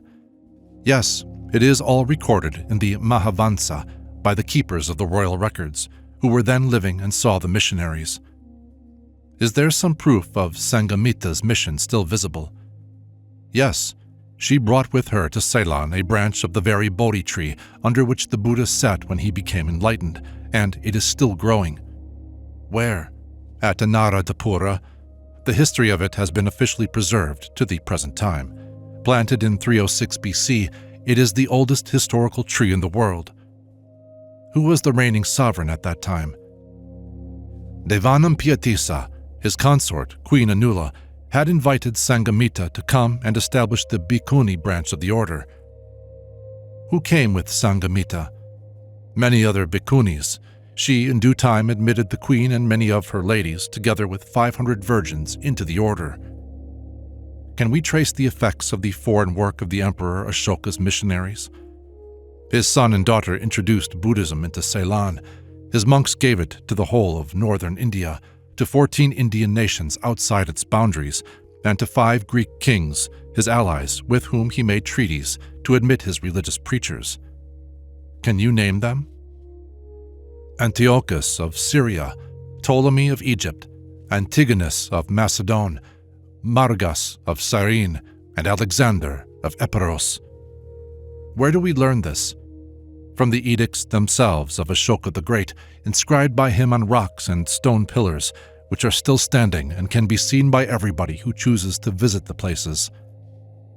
Through what Western religious brotherhoods did the Buddha Dharma mingle itself with Western thought? Through the sects of the Therapeutes of Egypt and the Essenes of Palestine.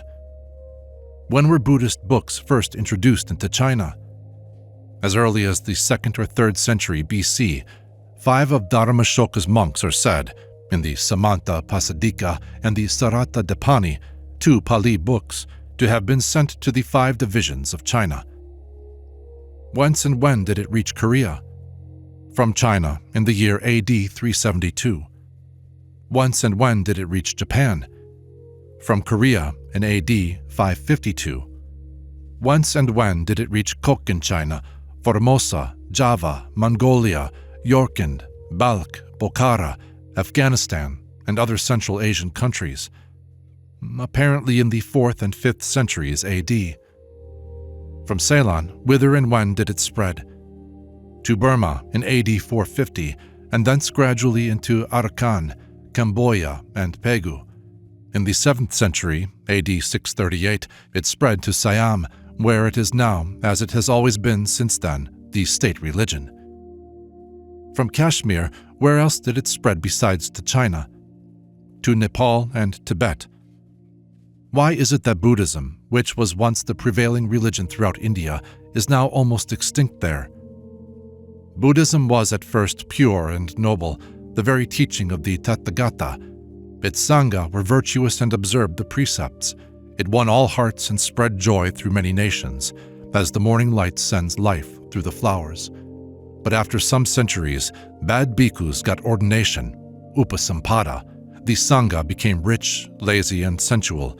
The Dharma was corrupted, and the Indian nation abandoned it. Did anything happen about the 9th or 10th century AD to hasten its downfall? Yes. Anything besides the decay of spirituality, the corruption of the Sangha, and the reaction of the populace from a higher ideal of man to unintelligent idolatry? Yes, it is said that the Mussulmans invaded, overran, and conquered large areas of India, everywhere doing their utmost to stamp out our religion. What cruel acts are they charged with doing? They burnt, pulled down, or otherwise destroyed our viharas, slaughtered our bhikkhus, and consumed with fire our religious books. Was our literature completely destroyed in India?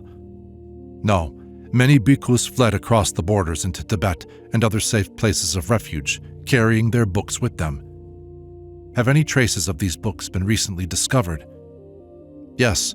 Rai Bahadur Sarat Chandra Das, CIE, a noted Bengali Pandit, saw hundreds of them in the Vihara libraries of Tibet, brought copies of some of the most important back with him, and is now employed by the government of India in editing and publishing them.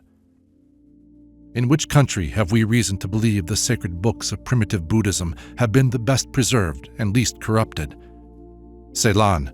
The Encyclopedia Britannica says that in this island, Buddhism has, for specified reasons, retained almost its pristine purity to modern times. Has any revision of the text of the Pitakas been made in modern times?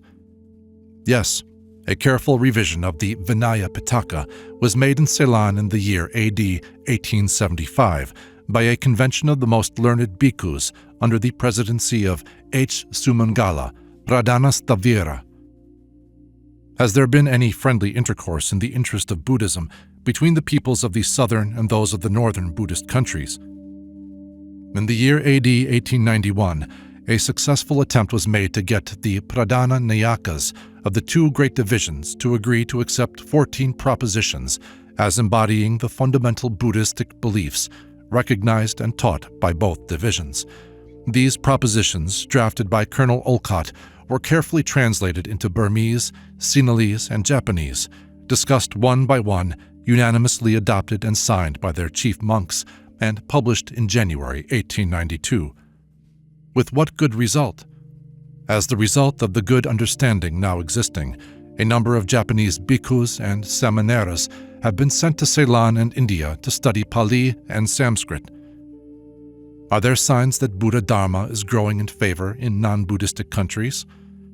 There are. Translations of our more valuable books are appearing.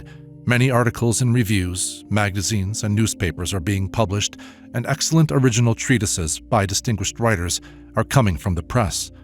Moreover, Buddhist and non-Buddhist lecturers are publicly discoursing on Buddhism to large audiences in Western countries. The Shin-Shu sect of Japanese Buddhists have actually opened missions at Honolulu, San Francisco, Sacramento, and other American places. What two leading ideas of ours are chiefly taking hold upon the Western mind? Those of karma and reincarnation. The rapidity of their acceptance is very surprising. What is believed to be the explanation of this? Their appeals to the natural instinct of justice and their evident reasonableness. Part 5. Buddhism and Science. Has Buddhism any right to be considered a scientific religion, or may it be classified as a revealed one? Most emphatically, it is not a revealed religion. The Buddha did not so preach, nor is it so understood. On the contrary, he gave it out as the statement of eternal truths, which his predecessors had taught like himself. Repeat again the name of the sutta in which the Buddha tells us not to believe in an alleged revelation without testing it by one's reason and experience. The Kalama Sutta of the Anguttara Nikaya. Do Buddhists accept the theory that everything has been formed out of nothing by a creator? The Buddha taught that two things are causeless. For example, Akasha and Nirvana. Everything has come out of Akasha, in obedience to a law of motion inherent in it, and after a certain existence passes away. Nothing ever came out of nothing. We do not believe in miracles. Hence, we deny creation and cannot conceive of a creation of something out of nothing. Nothing organic is eternal. Everything is in a state of constant flux and undergoing change and reformation, keeping up the continuity according to the law of evolution. Is Buddhism opposed to education and to the study of science? Quite the contrary. In the Sigalowada Sutta, in a discourse preached by the Buddha, he specified as one of the duties of a teacher that he should give his pupils instruction in science and lore. The Buddha's higher teachings are for the enlightened, the wise, and the thoughtful. Can you show any further endorsement of Buddhism by science? The Buddha's doctrine teaches that there were many progenitors of the human race, also that there is a principle of differentiation among men. Certain individuals have a greater capacity for the rapid attainment of wisdom and arrival at nirvana than others. Any other? Buddhism supports the teaching of the indestructibility of force. Should Buddhism be called a chart of science or a code of morals? Properly speaking, a pure moral philosophy, a system of ethics and transcendental metaphysics, It is so eminently practical that the Buddha kept silence when Malunka asked about the origin of things. Why did he do that? Because he thought that our chief aim should be to see things as they exist around us and to try to make them better, not to waste time in intellectual speculations. What do Buddhists say is the reason for the occasional birth of very good and wise children of bad parents, and that of very bad ones of good parents? It is because of the respective karmas of children and parents. Each may have deserved that such unusual relationships should be formed in the present birth. Is anything said about the body of the Buddha giving out a birth light? Yes, there was a divine radiance sent forth from within by the power of His holiness. What is it called in Pali? Buddha Ransi, the Buddha rays. How many colors could be seen in it? 6, linked in pairs. Their names? Nila, Pitta, Lohita, Avatada, Mangasta, Prabhasvara. Did other persons emit such shining light? Yes, all arhats did, and in fact, the light shines stronger and brighter in proportion to the spiritual development of the person. Where do we see these colors represented? In all viharas, where there are painted images of the Buddha. They are also seen in the stripes of the Buddhist flag, first made in Ceylon, but now widely adopted throughout Buddhist countries. In which discourse does the Buddha himself speak of this shining about him? In the Mahaparinbhana Sutta, Ananda, his favorite disciple, noticing the great splendor which came from his master's body, the Buddha said that, on 2 occasions, this extraordinary shining occurs, A. just after Tathagata gains the supreme insight, and B. on the night when he passes finally away. Where do we read of this great brightness being emitted from the body of another Buddha? In the story of Sumedha and Dipankara Buddha, found in the Nidanakata of the Jataka book, or the story of the reincarnations of the Bodhisattva Siddhartha Gautama. How is it described? As a halo of a fathom's depth. What do the Hindus call it? Tejas. Its extended radiance they call Prakasha. What do Europeans call it now? The human aura. What great scientist has proved the existence of this aura by carefully conducted experiments? The Baron von Reichenbach. His experiments are fully described in his researches, published in 1844 to 1845.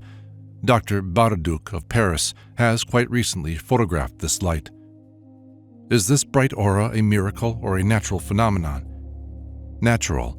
It has been proved that not only all human beings, but animals, trees, plants, and even stones have it. What peculiarity has it in the case of a Buddha or an Arhat?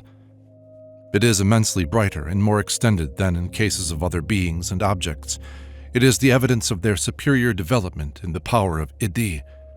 The light has been seen coming from Dagobas in Ceylon, where relics of the Buddha are said to be enshrined. Do people of other religions besides Buddhism and Hinduism also believe in this light? Yes, in all pictures of Christian artists, this light is represented as shining about the bodies of their holy personages. The same belief is found to have existed in other religions. What historical incident supports the modern theory of hypnotic suggestion? That of Chulapantaka, as told in the Pali commentary on the Dhammapada, etc. Give me the facts. He was a bhikkhu who became an arhat. On that very day the Buddha sent a messenger to call him. When the man reached the vihara, he saw 300 bhikkhus in one group, each exactly like the others in every respect. On his asking which was Chulapantaka, every one of the 300 figures replied, "I am Chulapantaka." What did the messenger do? In his confusion, he returned and reported to the Buddha. What did the Buddha then tell him?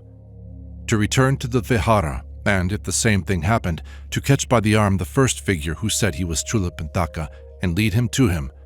The Buddha knew that the new Arhat would make this display of his acquired power to impress illusionary pictures of himself upon the messenger. What is this power of illusion called in Pali? Manomaya Idi. Were the illusionary copies of the Arhat's person material? Were they composed of substance, and could they have been felt and handled by the messenger? No, they were pictures impressed by his thought and trained willpower upon the messenger's mind. to what would you compare them? To a man's reflection in a mirror, being exactly like him, yet without solidity. To make such an illusion on the messenger's mind, what was necessary? That Chulapantaka should clearly conceive in his own mind his exact appearance, and then impress that with as many duplicates or repetitions as he chose upon the sensitive brain of the messenger. What is this process now called? Hypnotic suggestion. Could any third party have also seen these illusionary figures? That would depend on the will of the arhat or hypnotizer. What do you mean? Supposing that 50 or 500 persons were there instead of one, the arhat could will that the illusion should be seen by all alike, or if he chose, he could will that the messenger should be the only one to see them. Is this branch of science well known in our day? Very well known. It is familiar to all students of mesmerism and hypnotism. In what does our modern scientific belief support the theory of karma as taught in Buddhism? Modern scientists teach that every generation of men is heir to the consequences of the virtues and the vices of the preceding generation, not in the mass as such, but in every individual case. Every one of us, according to Buddhism, gets a birth which represents the causes generated by him in an antecedent birth. This is the idea of karma. What say the Vasetta Sutta about the causation in nature? It says, the world exists by cause. All things exist by cause. All beings are bound by cause. Does Buddhism teach the unchangeableness of the visible universe, our earth, the sun, the moon, the stars, the mineral, vegetable, animal, and human kingdoms? No, it teaches that all are constantly changing, and all must disappear in course of time. Never to reappear? Not so. The principle of evolution, guided by karma, individual and collective, will evolve another universe with its contents, as our universe was evolved out of the Akasha. Does Buddhism admit that man has in his nature any latent powers for the production of phenomena commonly called miracles? Yes, but they are natural, not supernatural. They may be developed by a certain system which is laid down in our sacred books, the Visuddhi Marga, for instance. What is this branch of science called? The Pali name is Iddhi Vidanana. How many kinds are there? 2. Bahira. In other words, one in which the phenomena working power may be temporarily obtained by ascetic practices and also by resort to drugs, the resuscitation of mantras or charms, or other extraneous aids, and sasaniks, that in which the power in question is acquired by interior self-development and covers all or more than the phenomena of Lokika Iddhi. What class of men enjoy these powers? They gradually develop in one which pursues a certain course of ascetic practice called dhyana. Can this Iddhi power be lost? The Bahira can be lost, but the Sasanika never when once acquired. Lokottara knowledge, once obtained, is never lost, and it is by this knowledge only that the absolute condition of nirvana is known by the arhat, and this knowledge can be got by following the noble life of the Eightfold Path. Had Buddha the Lokottara Iddhi? Yes, in perfection. And his disciples also had it? Yes, some, but not all equally. The capacity for acquiring these occult powers varies with the individual. Give examples. Of all the disciples of the Buddha, Moggallana was possessed of the most extraordinary powers for making phenomena, while Ananda could develop none during the 25 years in which he was the personal and intimate disciple of the Buddha himself. Later he did, as the Buddha had foretold he would. Does a man acquire these powers suddenly or gradually? Normally, they gradually develop themselves as the disciple progressively gains control over his lower nature in a series of births. Does Buddhism pretend that the miracle of raising those who are dead is possible? No, the Buddha teaches the contrary in that beautiful story of Kisa Gotami and the mustard seed. But when a person only seems to be dead, but is not actually so, resuscitation is possible. Give me an idea of these successive stages of Lokottara development in Iddhi. There are 6 degrees attainable by arhats. What is higher than them is to be reached only by a Buddha. Describe the 6 stages or degrees. We may divide them into 2 groups, of 3 each. The first to include 1. progressive retrospection. For example, a gradually acquired power to look backward in time towards the origin of things. 2. Progressive foresight or power of prophecy. 3. Gradual extinction of desires and attachments to material things. What would this second group include? The same faculties, but inimitably developed. Thus, the full Arhat possesses perfect retrospection, perfect foresight, and has absolutely extinguished the last trace of desire and selfish attractions. What are the 4 means for obtaining Iddhi? The will, its exertion, mental development, and discrimination between right and wrong. Our scriptures relate hundreds of instances of phenomena produced by Arhats.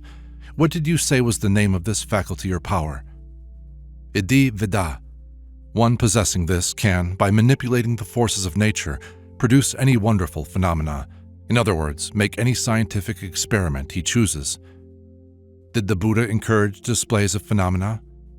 No. He expressly discouraged them as tending to create confusion in the minds of those who were not acquainted with the principles involved. They also tempt their possessors to show them merely to gratify idle curiosity and their own vanity. Moreover, similar phenomena can be shown by magicians and sorcerers learned in the Laukika, or the baser form of Iddhi science. All false pretensions to supernatural attainment by monks are among the unpardonable sins, or Tavija Sutta. You spoke of a deva having appeared to the Prince Siddhartha under a variety of forms. What do Buddhists believe respecting races of elemental invisible beings having relations with mankind? They believe that there are such beings who inhabit worlds or spheres of their own. The Buddhist doctrine is that by interior self-development and conquest over his baser nature, the Arhat becomes superior to even the most formidable of the devas and may subject and control the lower orders. How many kinds of devas are there? 3. Kamavachara, those who are still under the domination of the passions. Rupavachara, a higher class which still retain an individual form. Arapavachara, the highest in degree of purification, who are devoid of material forms. Should we fear any of them? He who is pure and compassionate in heart and of courageous mind need fear nothing. No man, god, Brahmarakas, demon, or deva can injure him, but some have power to torment the impure, as well as those who invite their approach. Appendix. The following text of the 14 items of belief, which have been accepted as fundamental principles in both the southern and northern sections of Buddhism by authoritative committees to whom they were submitted by me personally, have so much historical importance that they are added to the present edition of the Buddhist Catechism as an appendix. It has very recently been reported to me by H.E. Prince Uchtomsky, the learned Russian Orientalist, that having had the document translated to them, the chief lamas of the great Mongolia Buddhist monasteries declared to him that they accept every one of the propositions as drafted, with the one exception that the date of the Buddha is by them believed to have been some thousands of years earlier than the one given by me. This surprising fact had not hitherto come to my knowledge. Can it be that the Mongolian Sangha confused the real epoch of Sakaya Muni with that of his alleged next predecessor? Be this as it may, it is a most encouraging fact that the whole Buddhistic world may now be said to have united to the extent, at least, of these 14 propositions. H.S. Olcott. Fundamental Buddhistic Beliefs. 1. Buddhists are taught to show the same tolerance, forbearance, and brotherly love to all men, without distinction, and an unswerving kindness towards the members of the animal kingdom. 2. The universe was evolved, not created, and its functions, according to law, not according to the caprice of any god. 3. The truths upon which Buddhism is founded are natural. They have, we believe, been taught in successive kalpas, or world periods, by certain illuminated beings called Buddhas, the name Buddha meaning enlightened. 4. The fourth teacher in the present kalpa was Sakya Muni, or Gautama Buddha, who was born in a royal family in India about 2,500 years ago. He is a historical personage, and his name was Siddhartha Gautama. 5. Sakyamuni taught that ignorance produces desire, unsatisfied desire is the cause of rebirth, and rebirth the cause of sorrow. To get rid of sorrow, therefore, it is necessary to escape rebirth. To escape rebirth, it is necessary to extinguish desire, and to extinguish desire, it is necessary to destroy ignorance. 6. Ignorance fosters the belief that rebirth is a necessary thing.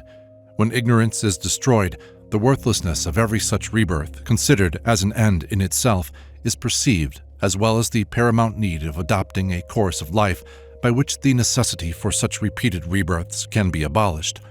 Ignorance also begets the elusive and illogical idea that there is only one existence for man, and the other illusion that this one life is followed by states of unchangeable pleasure or torment. 7. The dispersion of all this ignorance can be attained by the persevering practice of an all-embracing altruism in conduct, development of intelligence, wisdom in thought, and destruction of desire for the lower personal pleasures. 8. The desire to live being the cause of rebirth, when that is extinguished, rebirths cease, and the perfected individual attains by meditation that highest state of peace called nirvana. 9. Sakyamuni taught that ignorance can be dispelled and sorrow removed by the knowledge of the Four Noble Truths. For example, 1. The miseries of existence. 2. The cause productive of misery, which is the desire ever renewed of satisfying oneself without being able ever to secure that end. 3. The destruction of that desire, or the estranging of oneself from it. 4. The means of obtaining this destruction of desire, the means which he pointed out is called the Noble Eightfold Path. For example, right belief, right thought, right speech, right action, right means of livelihood, right exertion, right remembrance, right meditation. 10. Right meditation leads to spiritual enlightenment, or the development of that Buddha-like faculty which is latent in every man. 11. The essence of Buddhism, as summed up by the Tathagata, or Buddha himself, as to cease from all sin, to get virtue, to purify the heart. 12. The universe is subject to a natural causation known as karma. The merits and demerits of a being in past existences determine his condition in the present one. Each man, therefore, has prepared the causes of the effects which he now experiences. 13. The obstacles to the attainment of good karma may be removed by the observance of the following precepts, which are embraced in the moral code of Buddhism. For example, 1. Kill not. 2. Steal not. 3. Indulge in no forbidden sexual pleasure.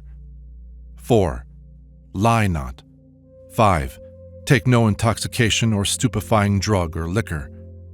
5 other precepts, which need not be here enumerated, should be observed by those who would attain, more quickly than the average layman, the release from misery and rebirth. 14. Buddhism discourages superstitious credulity. Gautama Buddha taught it to be the duty of a parent to have his child educated in science and literature. He also taught that no one should believe what is spoken by any sage, written in any book, or affirmed by tradition, unless it accord with reason. Drafted as a common platform upon which all Buddhists can agree. H.S. Olcott, President of the Theosophical Society.